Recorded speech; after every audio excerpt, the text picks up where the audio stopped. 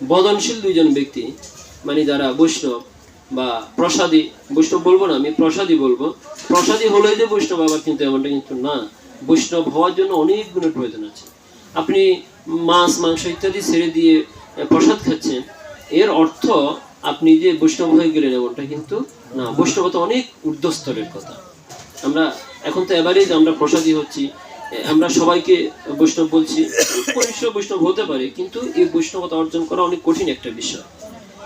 হ্যাঁ, তৃণাদপি শুনেছেন তররিব শৈষ্ণ অমারি না মানজনে কীর্তনীয় সদাহরি, এই শ্লোকটি দিয়ে যদি বিচার করি তাহলে কোটিতে একজন পাওয়াটাও কিন্তু অনেক কঠিন হয়ে যাবে। যে তিনি তরুর মতো সহিষ্ণু, হ্যাঁ, এরকম পাওয়া অনেক কঠিন এবং নিরভিমানী, কোনো কিছুতে তিনি অভিমান করেন না, এরকম লোক পাওয়াটা অনেক দুষ্কর। তবে প্রসাদী হওয়া বৈষ্ণব হওয়া এক কথা নয়। প্রসাদী হওয়া মানে নিজের আহারটাকে শুদ্ধি, এটা হলো আহার শুদ্ধি। আহার শুদ্ধি হলেই যে একেবারে বৈষ্ণব হয়ে যাবে এমনটা কিন্তু না। এটা বৈষ্ণব অত অর্জন করার জন্য প্রাথমিক একটা ধাপ, এটা প্রাথমিক একটা ধাপ। বৈষ্ণব মানে বৈষ্ণব অত অর্জন করার জন্য বা বৈষ্ণবের পথে যাওয়ার জন্য, বৈষ্ণব পথ উন্মুখ কথাকে উন্নতি স্তরে নেওয়ার জন্য এটা একটি প্রথম ধাপ। ভক্ত হওয়ার জন্য প্রাথমিক ধাপ হচ্ছে আহার শুদ্ধি করা। কারণ আহার শুদ্ধি সত্য শুদ্ধ, সত্য শুদ্ধ ধ্রুবাস্মৃতি। যদি আহার শুদ্ধি হয় দেহ শুদ্ধি হবে, দেহ শুদ্ধি হলে মন শুদ্ধি হবে, আর যদি মন শুদ্ধি হয় তাহলে তার চিন্তা চেতনা শুদ্ধি হবে। তাই এটা প্রাথমিক একটা বিষয়। তো জয়নীতে যে কথাটি বলছিলাম, তাহলে সেটা হচ্ছে কি যে এই জড়জগতে আমরা যদি মুক্তি লাভ করতে চাই, ভগবত ধামে যেতে চাই, তাহলে প্রথম কথা হচ্ছে আমাদের বিবেকবোধ জাগ্রত করতে হবে। যদি আমরা বিবেকবোধটাকে জাগ্রত করতে পারি তাহলে আমরা ভালো মন্দ বিচার করতে পারবো। আর এই ভালো মন্দ যে বুঝতে পারে ভগবত ভক্তি সে লাভ করতে পারে। যে ভালো মন্দ বুঝবে সে কখনো অন্যের ক্ষতি করবে না, আর যে অন্যের ক্ষতি করবে না তার কোনো পাপও হবে না, তার চিন্তা চেতনা শুদ্ধি হবে। তো জয় নিতাই জয়গণ, আমরা আমাদের চিন্তা চেতনাটাকে শুদ্ধি করে ভগবত ভক্তির পথে, ভজন পথে আমরা সবাই উন্মুখ হব, এই শুভ কামনায় আজকের শ্রীপাঠ আমরা এখানে বিশ্রাম রাখছি। বলো শ্রী গুরু নিতাই গৌর সীতানাথ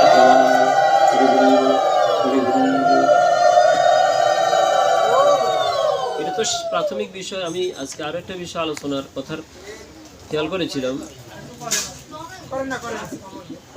আরো একটি বিষয় আলোচনা করার কথা চিন্তা করেছিলাম। সেটা হচ্ছে আমরা আমাদের সকলেরই মনে একটি বিষয় যে শ্রাদ্ধ বর্তমানে সবচেয়ে বেশি একটি সমস্যার বিষয় আমাদের সমাজে। এই শ্রাদ্ধ তত্ত্ব নিয়ে আলোচনা করা অনেক বেশি প্রয়োজন আমি মনে করি। তো এত কথা বললাম, সবাই বসে পড়ে। এটা একটা মোস্ট ইম্পর্টেন্ট বিষয়। এই শ্রাদ্ধ বিষয়টা নিয়ে অনেক বেশি আমরা সংশয় করি। শ্রাদ্ধে কোন একজন ব্যক্তি যদি মৃত্যুবরণ করে, দেখা যায় আমরা সেখানে যাব না, আমরা যেতে চাই না। চাই কি? আমরা চাই না। কেননা কোন একজন ব্যক্তি যদি মারা যায় তাহলে আমরা সেখানে ওই মৃত ব্যক্তির সৎকার করবে আমরা কেউ অংশগ্রহণ করতে চাই না। এবার একটা জিনিস দেখুন তো, কোন একজন ব্যক্তি যদি মারা যায়, কোন একটি পশু যদি মারা যায়, আমরা তার দিকে ফিরেও থাকি না, ঠিক তো? একটু ভালোভাবে একটু চিন্তা, কোন একটি পশু যদি মারা যায় আমরা কিন্তু তার দিকে ফিরেও কিন্তু তাকাই না।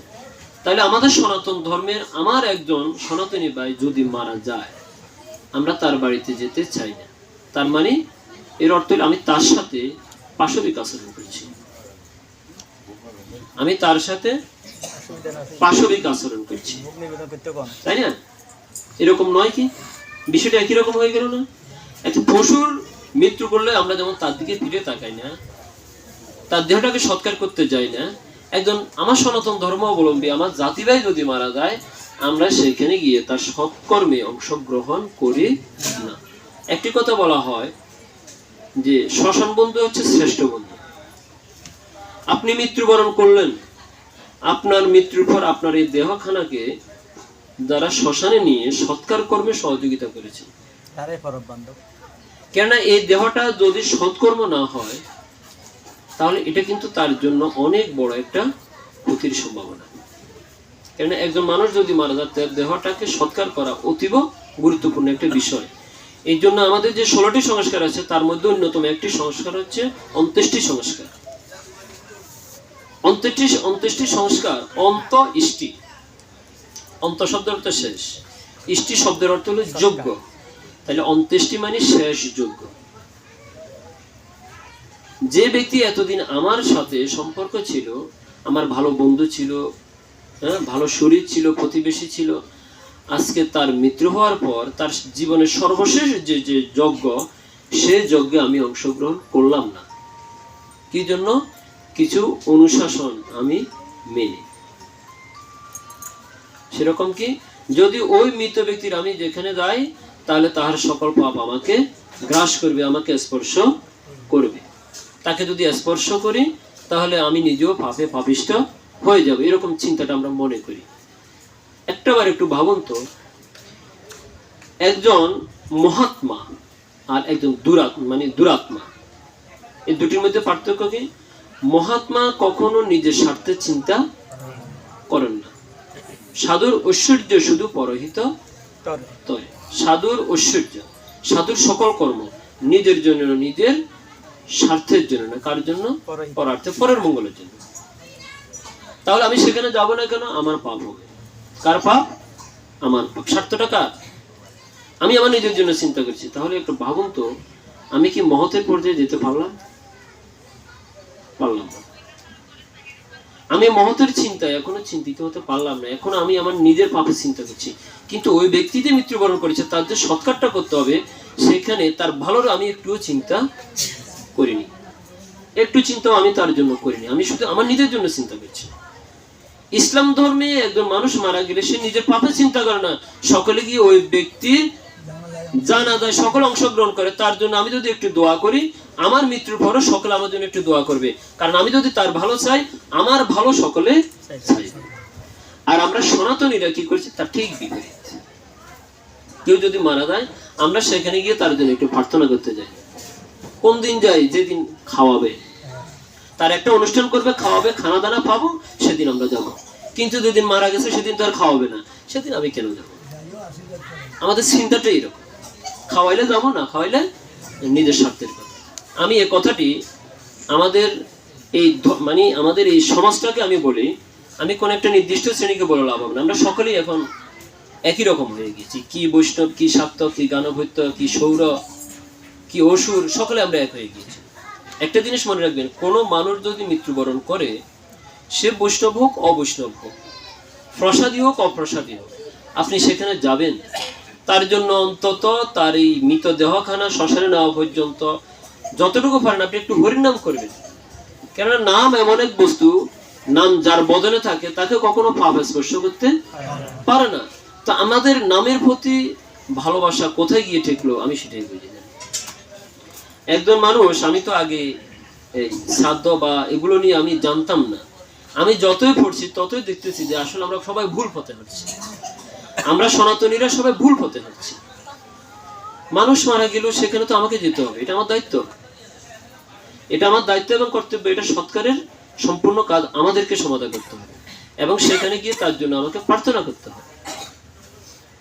সেটা আমরা কিন্তু কেউ করি না। আমরা সবাই নিজের পাপের চিন্তা করি। আরে একজন বৈষ্ণবকে দর্শন করলে পবিত্র করে, একজন মহাত্মা যদি সেখানে যায় তাহলে পবিত্র হয়ে যাবে। ওই পাপ কখনো মহাত্মাকে স্পর্শ করতে পারে না। তাহলে আমরা একটু মহতের চিন্তাটা করি না। আমি যেহেতু নাম করি, ভগবত ভজন করি, আমি সেখানে গিয়ে একটু নাম করি। আমাকে তো আর তাকে হয়তো ধরে কাজ করতে হচ্ছে না, কারণ করার লোক তো আছে। আমি শুধু সেখানে উপস্থিত থাকি, একটু নাম করি না, তাহলেও তো তার কয়েন যাত্রায় অন্তত একটু অংশীদারি হলাম নাকি। এখন আমি যদি মনে করি এই অবস্থায় আমি যাব না, তাহলে আমার মৃত্যুর পরে কেউ যদি না আসে, তাহলে আমার এই দেহটা শিয়াল কুকুরে খাক, এটাই ভালো হবে।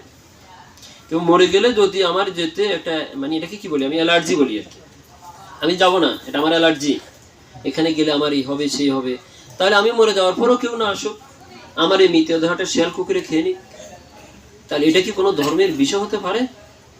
বৈদিক যুগে তো এমন ছিল না, বেদের যুগে এমন ছিল না। আপনারা বেদ অধ্যয়ন করবেন, বৈদিক যুগে অন্ত্যেষ্টি কর্মটা সকলে মিলে করতো। সেখানে তখন এত বৈষ্ণবতা ছিল না, সেখানে ব্রাহ্মণ ক্ষত্রিয় বৈশ্য সূত্র নিয়ে পারাপারি ছিল না। একজন মানুষ মারা গেলে তার বৈদিক কর্মে সকলে অংশগ্রহণ করত। আপনারা বেদ দেখবেন, বেদের প্রথম ঋগ্বেদের যে প্রথম অংশটাতে, এটাতে পুরো বেদের একটা সারাংশ দেওয়া আছে, বৈদিক যুগের গুণগুলো সেখানে তুলে ধরা হয়েছে। তো অতএব বেদের যুগে, অর্থাৎ আমরা তো সবাই বেদের অনুসরণ করি, বেদের যুগে যেমন ছিল, আমরা এই কলিযুগে আস্তে আস্তে একেবারে বেদের বিপরীত ধর্ম পালন করছি। আমরা এখন এমন পর্যায়ের বৈষ্ণবতা পালন করছি, আমরা এখন বেদের উল্টা কাজ করছি। মানুষ মারা গেলে আমরা সেখানে যেতে চাই না। এবার আসুন শ্রাদ্ধ প্রসঙ্গে। শ্রাদ্ধের অন্ন বোধন করলে আমাদেরকে পাপ গ্রহণ করতে হয়, এই কথাটি আছে। এখন আপনি শ্রাদ্ধের অন্ন গ্রহণ করবেন, কোন অন্ন গ্রহণ করবেন? যেখানে শ্রাদ্ধে ভগবানকে নিবেদন করা হয় বস্তুটা, সে অন্ন গ্রহণে কোনো পাপ নেই। যেখানে ভগবানকে নিবেদন করা হয় না, সে অন্ন গ্রহণ করলে তো এমনিতেই পাপ। সে অন্ন গ্রহণ করলে গীতায় ভগবান বলেছেন, প্রতিদিন তুমি রন্ধন করে আমাকে অফার করো, আমাকে দাও, আমাকে দেওয়ার পর তুমি গ্রহণ করো, তাহলে তোমার কোনো পাপ হবে না। যজ্ঞ শিষ্টেশীন সন্ত মুচ্ছন্তে সর্বকিল্লিশ, যে তোমার সকল পাপ আমি গ্রহণ করব, তুমি শুধু আমাকে অফার করে গ্রহণ করো। তাহলে শ্রাদ্ধ যদি ভগবানকে নিবেদন করে দ্রব্য দান করা হয়, তাতে তো কোনো পাপ হয় না। কিন্তু এখন দেখা যায়, যদি আমরা এই শ্রাদ্ধটা বৈষ্ণবের বিধানও করি, সাত্ত্বত বিধানও করি, আমাদের বৈষ্ণবরা অনেকে সেখানে প্রসাদ পেতে চায় না। তাহলে আপনি সেখানে এই সমাজের জন্য আপনি কি করলেন? আপনার এই বৈষ্ণবতা সমাজের কি কাজে আসলো? আপনি মূল্য তখন গেলেন না, তার একটা শ্রাদ্ধ অনুষ্ঠান হচ্ছে, আপনি সেখানে গেলেন না, আপনি খাবেন না, যাবেন না, তাহলে আপনার এই বৈষ্ণবতা কার জন্য? একজন বৈষ্ণব যদি মানুষের জীবনের শেষ সময় গিয়ে কোনো সহযোগিতা করতে না পারে, শুধুই কি আমরা সুসময়ের মাছি, সুসময়ের বন্ধু? আমরা সবাই দুধের মাছি, আমরা তাহার সুসময়ে আছি, কিন্তু তাহার দুঃসময়ে কেউ আমরা যেতে চাই না। এমন বৈষ্ণবতা দিয়ে আমাদের কোনো প্রয়োজন নাই। আমি মনে করি বৈষ্ণব হতে হবেন তিনি সকলের বিপদের সময় তাকে থাকতে হবে। ইসলাম ধর্মে একজন যিনি যে ব্যক্তি নামাজ পড়ায়, মানে মানুষ মারা গেলে তিনি সকলের অগ্রে থাকেন, তার সকল পাপ আমি নেব, তোমরা আবার পিছনে থাকো। আর আমাদের সমাজে সে বৈষ্ণব সবার পিছনে থাকে, তারা সবার আগ্রে আসতে চায় না। তাহলে ওই ব্যক্তির উদ্ধার কে করবে? বৈষ্ণব হচ্ছেন পতিত পাবন, তিনি সবার আগে থাকবেন, কিন্তু বৈষ্ণবরা এক্ষেত্রে সবার পিছিয়ে থাকে। তাই আমি সেই বৈষ্ণবদের শ্রীচরণে প্রণতি রাখছি, যেহেতু আমরা সবাই বৈষ্ণবতার পথে উন্মুখ, সবাইকে আমরা বৈষ্ণবের পথে আসতে বলছি, বৈষ্ণবতা লাভ করতে বলছি। তাই কোনো একজন ব্যক্তি মারা গেলে আমি আমার নিজের সংকীর্ণতা পরিহার করে আমাকে একটু মানে কি আরো বহির জগতে, আরো বিশালতার পথে আমাকে অগ্রসর হতে হবে। তো এই বিষয়ে শ্রাদ্ধে অন্ন গ্রহণের বিষয়ে এই শাস্ত্রে বর্ণনা করা আছে যে শ্রাদ্ধে অন্ন গ্রহণ করা যাবে, কোন কোন ক্ষেত্রে কোন কোন কর্ম করিলে মানুষ নরকে যাবে, এই বিষয়ে এখানে বর্ণনা করা আছে। তো সেটা আজকে সময় নেই, আরেকদিন আলোচনা করব। আপনি যদি মনে করেন শ্রাদ্ধের অন্ন খেলে আপনি নরকে যাবেন, এটা ভুল, এটা ভুল। এটা ছাড়াও আরো অনেক কর্ম করছি যেটা আমাকে নরকে নিয়ে যাচ্ছে। শ্রাদ্ধের অন্ন তো এখানে সামান্য একটা বিষয়, এটা কিছুই নয়।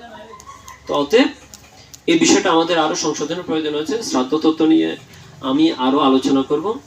তো আশা করি এটা আমাদের সমাজের জন্য পরিবর্তনশীলতার পথে আসবে। তো শ্রাদ্ধে আপনারা কখনো এই যে যদি সাত্ত্বত বিধানের শ্রাদ্ধ হয়, বৈষ্ণবের বিধানে হয়, আপনারা সবাই অংশগ্রহণ করবেন।